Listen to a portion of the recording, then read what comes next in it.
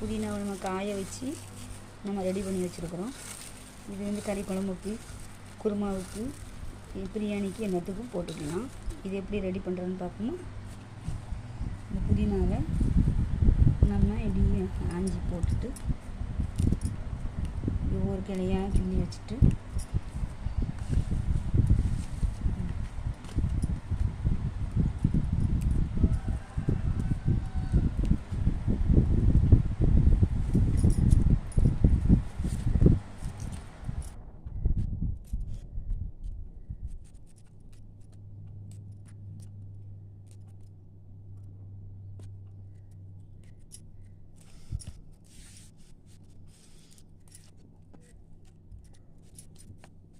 நம்ம இதெல்லாம் ஆஞ்சாச்சு.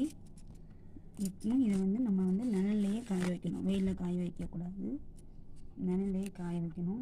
2-3 நாள் நல்லா இதாகிடும், காஞ்சிரும். 2-3 நாள் காஞ்ச உடனே இப்படி வந்துடும்.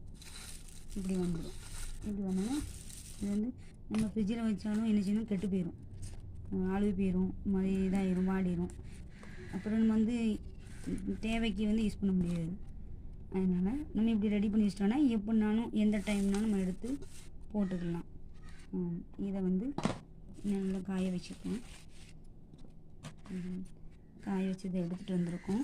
எடுத்துகிட்டு வந்து நம்ம இந்த அஞ்சரை பட்டியில் நம்ம போட்டுக்கிறோம். இந்த எடுத்து போட்டாச்சு. இது பயனுள்ளதாக இருக்கும். எங்கள் வீட்டில் நாங்கள் இப்படி தான் ரெடி பண்ணுவோம். உங்களுக்கு பிடிச்சிருந்தா லைக் பண்ணுங்கள், ஷேர் பண்ணுங்கள், கமெண்ட் பண்ணுங்கள்.